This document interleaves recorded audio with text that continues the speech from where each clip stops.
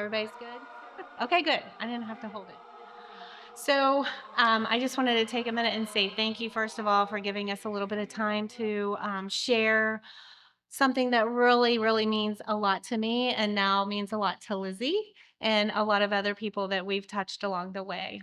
Tonight, I just wanted to share our mission trip that we did this year, but there's a little bit of touching back on some mission trips that we did in the past. So just kind of bear with me. There's a couple stories that kind of lead into why we were doing what we were doing this time.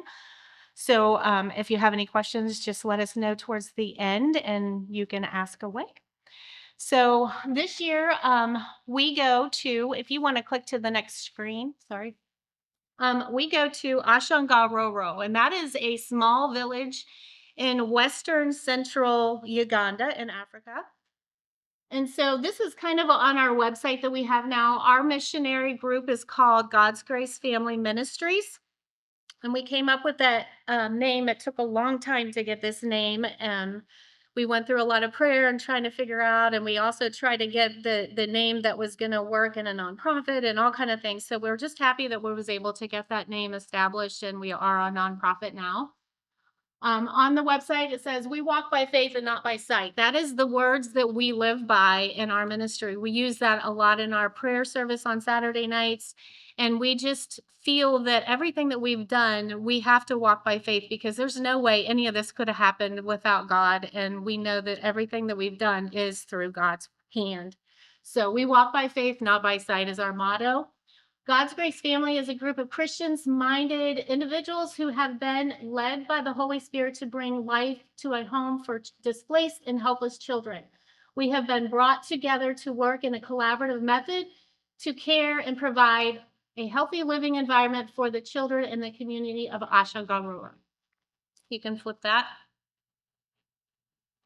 So I wanted to start out, this was the very beginning when I was introduced to a young man named Peter Amumpire through a mutual friend. She had done many, well, probably 4 or 5 mission trips over there, and she knew him personally. She was actually his sponsor when he was a little boy. And so I got to know him through her, and we started Facebook messaging and just kind of coordinating that way. And he started to share a little bit of his disparities at that time. And so I wanted to show you the house that he was living in. It was a 3-room house, dirt floors, tin roof, cracks on the walls. They had 8 children living with them at the time. That is his mother, Anna, and his father and his brother. All of them slept in that house, again, with dirt floors. And so it really wrenched my heart, and I felt like I needed to do something, and I've never done any fundraising. I'm not fundraising, but I never ever sponsored children abroad. I never gave of my paycheck. I had a hard time even tithing at that point, to give money. So I started to send him through this thing called SendWave, and I sent the money. So that is the first purchase we did. We sent them money for shoes, and I had a couple friends help me out, and we sent some money. And then I knew that Peter was pastoring at a church. I didn't know much about the church, but I wanted to get them Bibles. And so I hurried up and I ran out and I bought this case of Bibles, of 90 Bibles. I'm like, I'm going to send this up. And I went to the post office and I went to send it. And the box of Bibles costed $90 and the shipping was $280. And I'm like, never mind. And I turned around and I went home. I'm like, well, this isn't going to work. I don't know what to do. And so it was a learning experience on how to get them the things that they need with the lowest cost. And so Zach has been wonderful. He is our financial guru on our team, and he helps us a lot with that stuff. So you can flip. So this is where we are now in our process. And I'm going to kind of go back just a moment because that house that they lived in before, within 3 months, and with getting a group of people to help me fundraise and get some money, we was able to buy an acre and a half of land, and we started building. And within the fall of the same year that I started helping Peter, we had a home built for these kids with 4 rooms, 2 on each side, and a little kitchen area where they can cook in, and a little outhouse that was attached to the house at the time. And so it was rustic. It still wasn't finished, but within a year. So again, we walk by faith, not by sight. There's no way I could have did that on my own. No way. So this is where kind of we are actually further than this. I put this together about a month ago, but this is our plan coming forward. We want to build a home to be able to hold at least 30 to 35 children. There's a common area in the middle of this home where they will eat their meals and share time together, but eventually this is going to be their schoolhouse. They're going to be able to be educated in this house. They can worship God in this house because our mission is we want to have a church assigned just for them. And so not only this is going to be a multi-functioning building is our plan. So you can flip that. So this was when we arrived at Barara. And I'm going to let Lizzie tell you a little bit about that experience. Oh, it takes me back. I can't look at her because she said she cries, and she does cry, and then I start crying. So we're not going to look at each other. I'm going to let her talk. So this was our first stop when we got there. And when I tell you, these kids came out with more love than I think I've ever known. Like, they didn't even know who we were. And I mean, the suckers were probably That was a plus. Yeah. But there was so much love with these kids, and they just started singing and praising that we were there. And it was amazing. Yeah. We probably had about 35 to 40 kids at this stop, along with probably about 30 or 40 adults. We didn't know what we were coming into. So our driver, his name is Emady, and he is a blast. He just keeps our mission trips so fun. But he wanted us to stop because he's building a small church, and that's their schoolhouse too. And that's his little community. So it's about 2 hours from our children's home. And he said, we want you to stop and have a dinner. They're making you a dinner and they want to meet you. Well, we didn't know we were meeting 60 people. So we get out and we got to fellowship with them, and they had a church service kind of. It was just more of a praise and worship. They are Pentecostal in religion. And so they did have a praise and worship. And then they had us come up on stage and introduce ourselves and tell a little bit about ourselves. And then they wanted me to speak. Well, there I got a little bit emotional because I looked at Lizzie and I said, I'm not a preacher. And I don't know if I should be doing this because there's nobody here to do this. What do I do? And she's like, just say what's on your heart. And so I went out, and that was the first thing I told them. I said, I'm not a preacher. I'm not a teacher. I'm not a pastor. I'm not an evangelist. But I do have some story I want to tell you. And so the story that I told them, and don't cry and don't look at me. I'm trying to keep it in. The first mission trip that I went to, I was asleep one night, and this is the honest to God truth, and this is why I changed everything, and this is why I'm so passionate about what I'm doing. I was asleep, and I woke up about 4 o'clock in the morning. I remember because I looked at my phone to see what time it was, and I kept hearing this voice tell me, why are you here? And I'm like, well, I'm here to see the kids. I'm here to feed the kids. I'm here to give them stuff. I'm here to play, whatever. And I kept hearing this voice over and over again, and I couldn't figure out why. What was that? And looking back, I'm like, the Holy Spirit was trying to convict me, and I didn't realize what was happening. But I sat there on the side of the bed, and I just started crying because it dawned on me. It was like a light bulb that went off in my head. And I was like, I can feed all the kids that I want. I can help raise as much money as I want for these children and clothe them and give them a house. But if I can't give them the gospel, and if I can't teach them Christ and salvation, I can't spend the rest of my eternity with them because they're going to be lost. And so I lost it. Like, I literally was texting Peter at 4 o'clock in the morning, are you awake? And he's always awake, mind you. And he answered, it's like, are you okay? Because we were at a different place. And I'm like, I'm fine. I'm not okay, though. I said, I know why I'm here. And he's like, okay, why are you here? I said, we have to talk. And so it went from there. And so when I was speaking to these people, I told them that story. And I said, I'm here because I love you enough that I want you to know what you have to do to be saved. And don't ask me how I was able to say it because it came out. I told them the 5 steps of salvation, talked to them about baptism, and then we wrapped it up and we left. When we got to the car, I didn't hear conversations because there's all this stuff going on. When I got to the car, Ben, who was traveling with us and who was not a Christian, who wanted to do missionary work, got in the car, and I hear all this clatter, and she's clattering over there about it, and everybody's all excited. I'm like, what is happening? And they said, Ben said he wants to be baptized.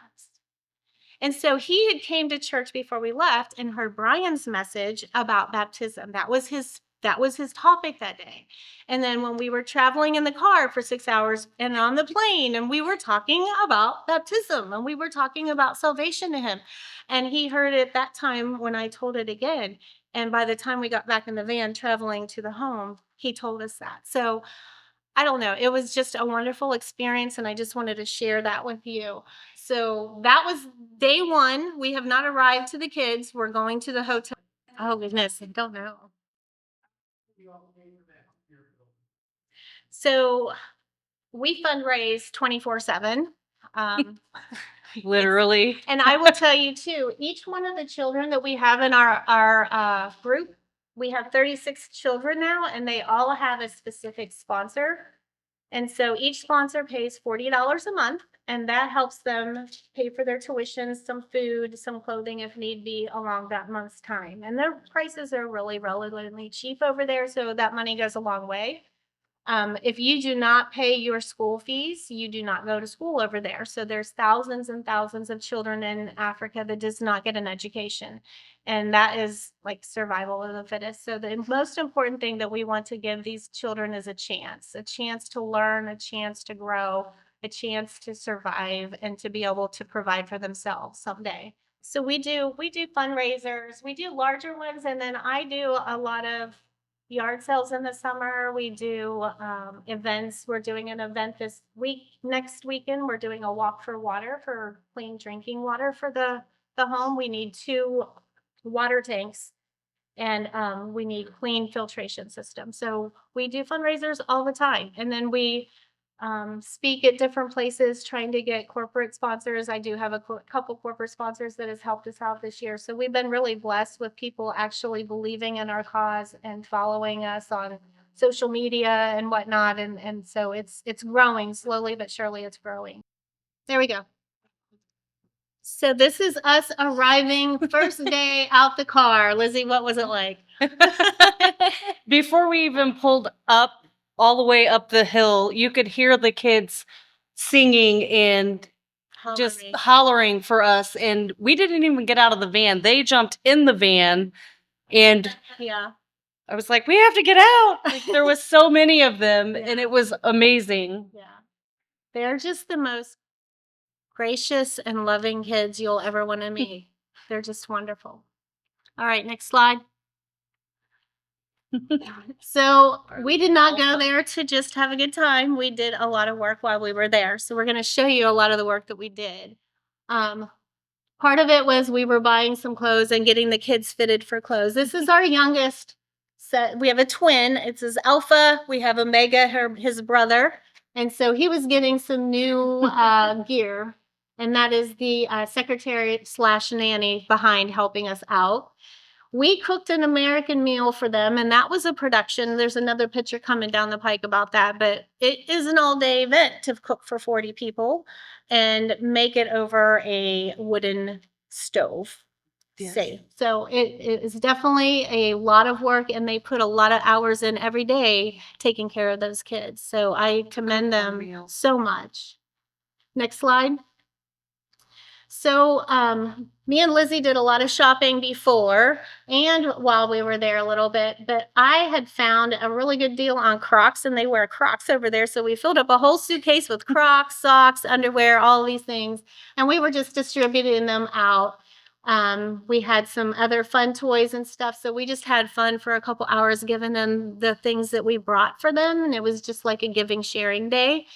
This down here, me and Lizzie went shopping, and we bought those bins. Yeah, and we put their names on them. So what happens when you're in an orphanage or when you're in foster care, a lot of times you just don't feel like you have your own little personal space or your own personal stuff. You're just living with somebody, right? So we wanted to have that feeling for them, that they have their own personal little something, and they all had their name on it. They could slide it under the little bed, or they stacked some of it, and then they could put their little personal items in. So they felt like they had something of their own. So we did that. You can change the slide. we had a sponsor for CFL. They gave us a private donation for mattresses. And so a lot of their mattresses are really, really bad on their beds. And so we was able to replace a good many of them. Me and Lizzie went shopping for sheets and got sheets, and we got busy changing mattresses and sheets for all the kids, and they like to get in there and help us at the same time. Right? Yes.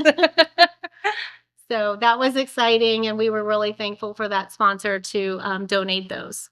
Next slide. Do you want to tell them about Elizabeth? So this is Elizabeth. We met her on the way, right? Yep. Like, we met her on the In way to Verona. our orphanage, and this was her first day in the home, so we were able to give her a new mattress and get her welcomed into into her new home. Mm-hmm. She was in Barara the first day that we arrived there. Our driver knew about her, and there was a plan already in action. We didn't know it, but she was actually coming with us, and so she got to travel with us and stay. And she took a couple of days for her to warm up, but she is our oldest in the group, and she is actually doing so well and helping all the little ones. So the older ones really mother the little ones a lot, and they take them under their wing, which is really nice to watch when you're there too. Next slide. You can talk about that one if you want. So this is Alpha That's again. Alpha again. Our little friend that didn't like to keep pants on. Nope, not a day. We tried. So these are their rooms, and some of them had to sleep like 3 high. And some of them didn't, as you can see, have mattresses. Yeah, that one I think we were taken off and replaced, and you can see there's one up against the wall that was pretty raggedy, and we took that down and got a new one. Yep, and got them some new sheets on. Mm-hmm. And Yep. So most of the rooms have three high, and then in the girls' room they have 3 high on both sides. The boys 3 high again. We do have a boys' dorm house that we're going to show you shortly, and they have several boys staying in there, but it's pretty close, and most of the time it's 2 to 3 kids on a bed. yeah. Not just 1 kid on a bed. So if they're little ones, there's might be 3 on a bed. That's how tight and squished we are. We have about 18 kids living here right now, and we did not have the capacity to only hold like about 12. Yeah. So we keep squeezing in until the building is done, and it's very, very close. Next slide. This is us making that meal that we talked about. So first we had to go to the market, and that's a whole experience all on its own, because they have the cows hanging, in the meat part, and they just slob it off, and there's no refrigeration, and then they have all the other people vending out here to sell. So we sent Ben to the meat because we did not want to go over there, and me and Lizzie went and we got the vegetables, and we made some fried cabbage and onions and garlic and butter. Yes, and it took us 4-6 hours just to make that meal. Make this meal. We did peeled potatoes and sliced them and cooked them with some onions and garlic and butter too. And avocado. We made some guacamole. They have guacamole. They have avocados this big. Anyhow, I'm trying to get them to start selling them and making money. Yes. So it is, and so over here you'll see the kitchen area where we built a kitchen onto this unit. It has 2 cookers, and they have to feed the charcoal and the wood. That's how they cook. It's open fire all the time. And then over here to the left, that is where the baking is. If you need to bake something, it's like a bakery. So it is a production, and it's an all-day event when you cook a meal. So really they only have 1 real cooked meal a day. Usually they have porridge or maybe boiled eggs or something in the morning before they go to school. At school they get a meal there, and then at home they have the 1 big meal, because it literally takes you all day to prepare a meal. Mm-hmm. And you can't refrigerate it after, so whatever you make, you're eating. Next slide. So this is the boys' dorm that I was talking about. So we bought the land, we built this home, and last year there was a property that was next door to the land that we had originally bought for sale. And we was able to raise that money within several months, and we bought it. And on that property was this little tiny structure house, kind of house. And so we got to thinking we needed to make some more space for the older kids. And so we've moved for the older boys that are like 11, 12, and 13. they're living in this, and we have a security guard living there with him because it's right on a road. We did have one break-in this last couple months, and the boys were shook up pretty bad. And so we're just praying that we can get new doors and windows to be more protective for them. But while we were there, there was no paint on it. There was a lot of cleaning that needed to be done inside. It was very, very disheartening to go in and look at how they were living. So we went and we cleaned inside, we painted inside and outside.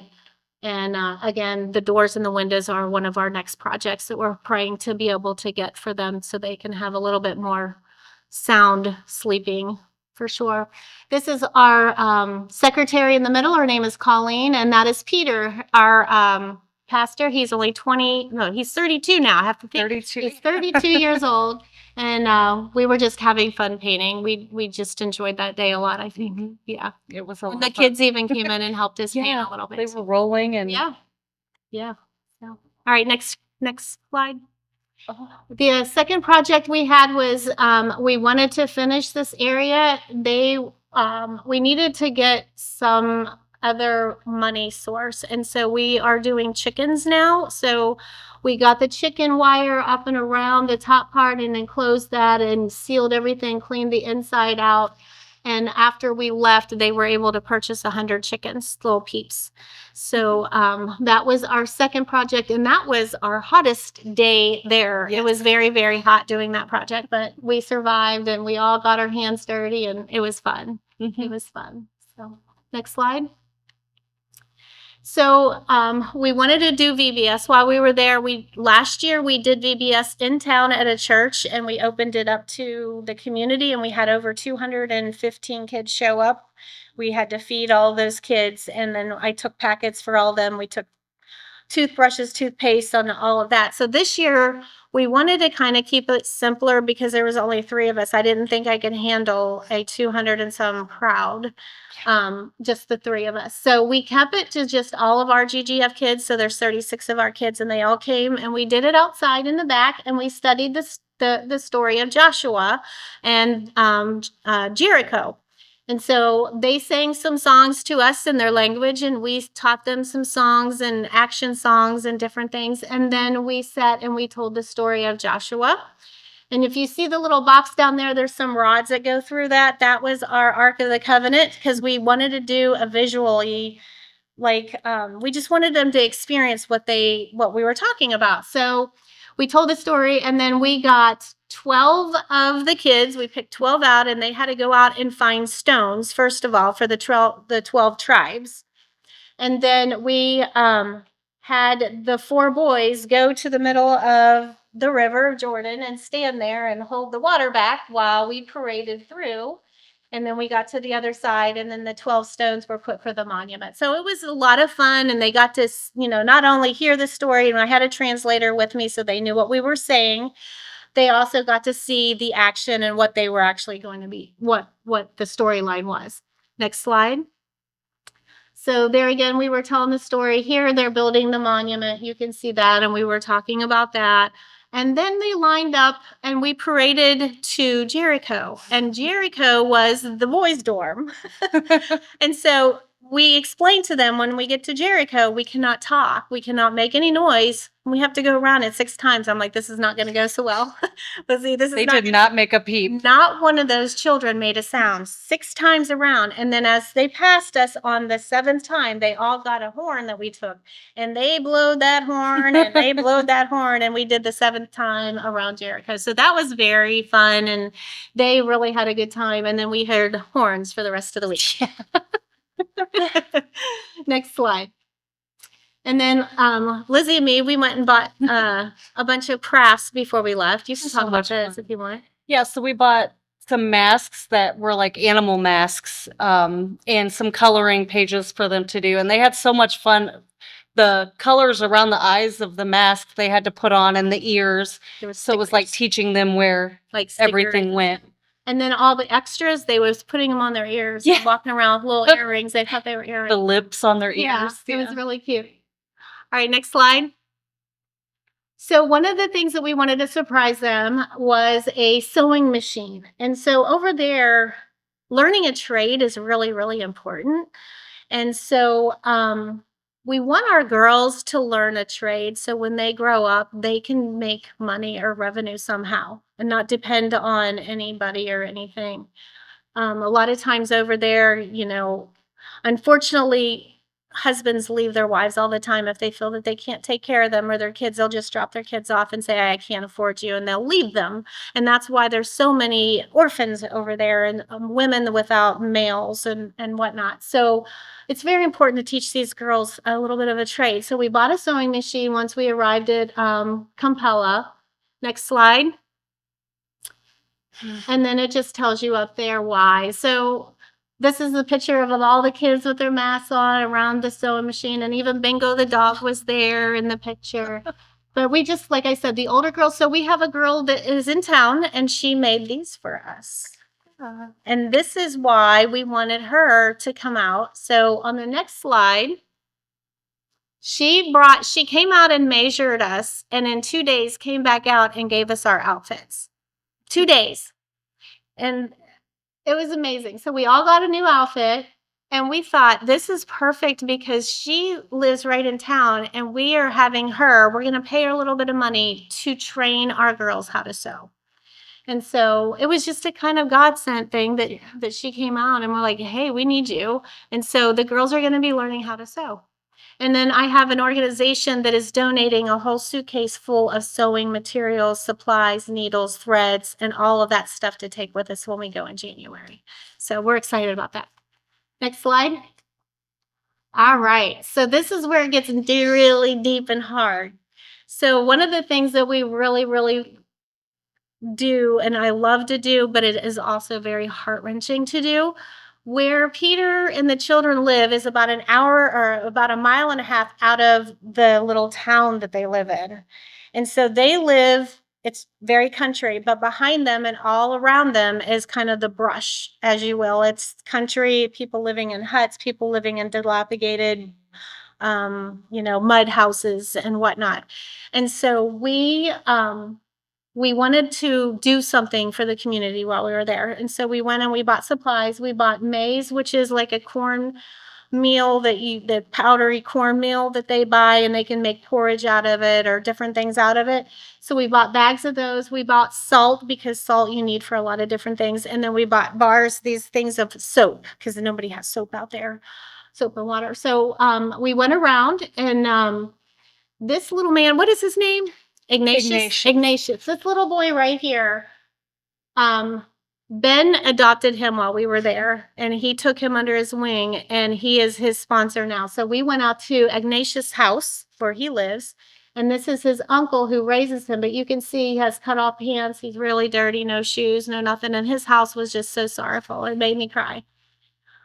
So we went out and we did that, and we met other people to give salt and soap too. Next slide. But we didn't just give. It's very, I think this was part of the hardest part, was to see just how bad off they are. And then I know that we have probably about 15 kids right now living in those areas, living in those places that have sponsors, and I can only do so much with $40. I'm getting them into school. I'm getting them maybe a few meals, but it's just heart-wrenching to see how bad it is. So, do you want to, or do you want me to? You're going to cry. I'm trying not to. So you can see we took food, cleaning supplies, and most important, prayed over them as we visited. It was heart-wrenching to see the disparities in the area. Kids and families, elderly living on dirt floors, run-down huts and homes, no food, no electric, no water supply. We was watching people walk about a mile and a half to just get a jerry jug of water, and I don't know what they could even do with it other than, I guess, boil it somewhat and then bathe in a little bit, but it would be terrible. There's a lot of sickness infested with parasites, communicable diseases. It's very, very sad. Very sad. The one lady, I think, tell them about the lady up there in the corner. That's the one that you really struggled with. Yes. So she had sores all over her arms and her hands. And when I reached out my hand, she kind of backed out like she didn't want to touch me. And I just looked at her with tears in my eyes and I said, "It's okay." And I grabbed her hand and said, "Can I pray with you?"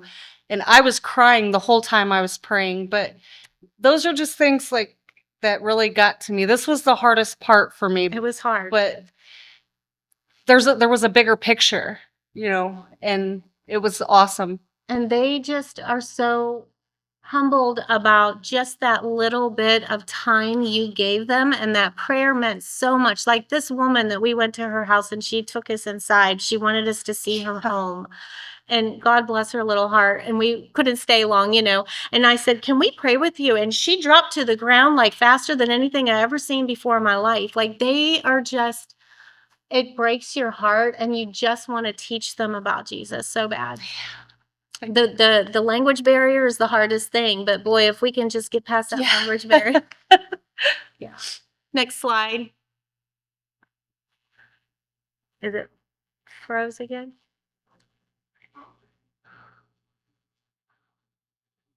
Any questions so far? While we're waiting. There is a little girl that we met at that place that had something lifelong terminal illness. Oh, Remember, and they brought her out and thought we could do something for her. And that was really hard because I had no means of doing anything. Just So, pray. yeah, so we said we would pray for her. Heather, Yes. So are these children that are living in someplace orphans? So a lot of them are orphaned. Some of them might have an aunt or an uncle or somebody they're living with. We've had probably 5 kids just dropped off at either the police station or at Peter's doorstep and say, I can't take care of them, and they leave. It's so sad. My sponsor child, his name is Matthew, he's 12. When he was when he was 2, his father was nowhere in the picture ever in his life. His mother would leave for a couple days and come back, and he was 2.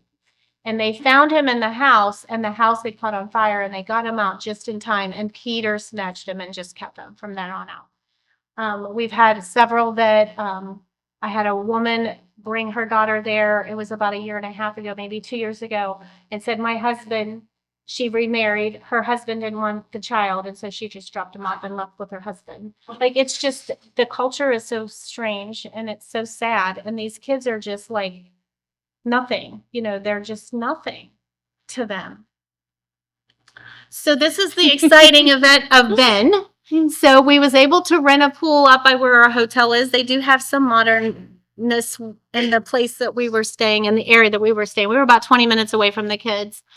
And so we went up, and Ben wanted all of us in the water with him. So we all got in the water with him, and he was baptized. So we are just super excited about Ben. A little back note about Ben. Like I said, and he will stand up here and tell you today, because he tells it all over the internet now. He was in addiction, and he came out of addiction, and he's not been in the church at all, but he has connected so much since we've joined him, and with him being baptized, and he is literally there now serving 3 months on site at the children's home, being Christ's hands and feet. Yes. He is doing amazing.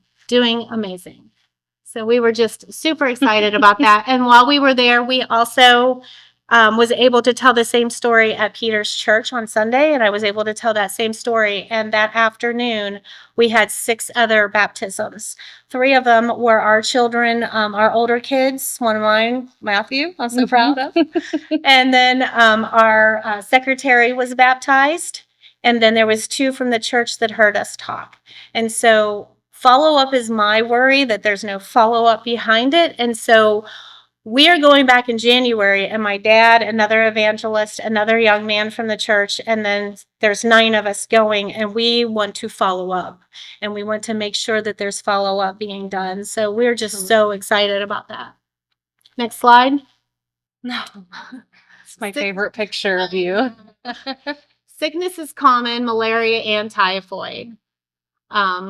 you can just see how they live. This is how you come out of the bathroom and wash up or whatever. This was a little girl that wasn't feeling good. We had one that had to get malaria treatment while we were there. We had to take Omega. little Omega. He was sick the second day that we were there, and he went through IV infusion and treatments while we were there. So it's very, very common. We was able to just purchase some mosquito nets with some donations. And so all of the kids have new mosquito nets again, which is going to help with the malaria part. Next slide. Lizzie did some awesome picture taking when I didn't know. You want to talk? You want to talk? Talked about. Yeah. So they don't have toilets. Even when they do have toilets, they're still in the ground. Some of them do have bowls, but not our house. Our house has a hole in the ground where they use the restroom, and they may have toilet paper or they may not. And then this is the shower house where they take a basin of water and they wash themselves off the best that they can. And that's also where the boys use the bathroom too. Yeah. So you can understand why sickness is rampant, and it's just not as sanitary as what they need to have for sure. It was heart-wrenching. It is. It's very sad. Very sad. So malaria comes from mosquito bites, and unsanitary water is where you get typhoid. And so those are the two prominent things that they get, along with, you know, injuries or whatnot. So next slide. So we just wanted to show you some fun pictures of us coming home. So we had to say goodbye to the kids the last day, and then we got up real early before sunrise, and we drove back towards Barara.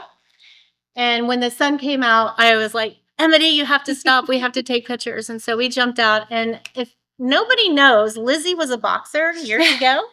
And so the whole time we were there, it was a boxing thing with her and the kids. She was teaching boxing. And so we were all doing our boxing pose for that. Next slide. Jumping for Jesus. Jumping for Jesus. We was at a safari drive-through, and we all did this snapshot, and this is Lizzie's jumping for Jesus shot. Next slide. And this is really just the three amigos right here. We just wanted to take one of all of us with the giraffes behind us, and just we just had the best time. All three of us together was amazing, and I couldn't have went with a better group. Could not have. Love it. Next slide. So if you can see this picture, our roof is on. We had a sponsor this last month, and then another donor and a couple other fundraisers, and we was able to get the roof on the building. And so we were just so blessed, as well as we have doors in the front And windows. Windows, and so far we got a little bit of extra done. So we are making progress. It's a slow, tedious progress, but we walk by faith and not by sight. And I know the Lord is going to finish this if this is his will. And that's what we pray about every Saturday during our meetings. We try to not do anything without prayer first and asking God, is this the direction you want us to go in? And so we just thank you for being patient with me and all those Facebook posts and all of these things that I'm doing all the time, because it's really deep and dear to me. Next slide. All right, I'm going to let Zach come up. He's going to talk to you a little bit about what we have going on. Comfortable doing this. You go ahead. So my main role with this ministry is the financial coordinator. So my main job is to make sure the money that people give here ends up over there, and that Peter uses it in the way that it was meant to be. So we work with a ministry called In Focus. In Focus is they're a fiscal sponsorship is what they are. So they handle well over 30 ministries, I would say. And they help funnel funds that we raise and to get it over to Uganda. Because one of the problems that we were having was Heather wasn't able to send money over to Uganda because it was getting flagged constantly as like fraud, or, you know, the bank wasn't aware of what was going on because it wasn't, you know, technically legal transactions because they were international. So what InFocus does is they give us a nonprofit legal status. So we're an official nonprofit organization, and they give us a way to funnel funds legally through their bank account that they use, and that it securely gets to Peter's bank account in Uganda, and then he goes and withdraws the money and uses it for whatever they need it to. So I make sure that InFocus knows how much we're sending, and then how much Peter is going to receive, and then I basically tell Peter how much is for use on the home, how much you have for the kids, and so on and so forth. So a couple of our projects, obviously we want to get the children's home done. So the roof is almost done. There's a small section on the back where the iron sheets are not fully on. So we're going to complete that, complete the doors and windows, and then plaster and paint would be the next phase after that. I'm sure it won't be completed by this year, but we're hoping by the end of 26, the home will be completely done. If Lord wants it to go faster, I will appreciate that. We do want to complete the doors and windows on the boys' dorm currently because of the safety issues and different things, the problems that they've had. So we want to kind of get that done so they can be safe until the main home is complete. The water purification, so they talked about the water is not clean, so we need a way to provide them with clean drinking water when the big home is complete.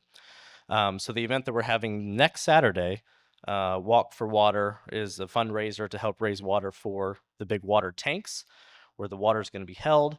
And then hopefully some of that money we'll be able to put towards an actual purification system where the water will be purified and use it for drinking and bathing and things like that.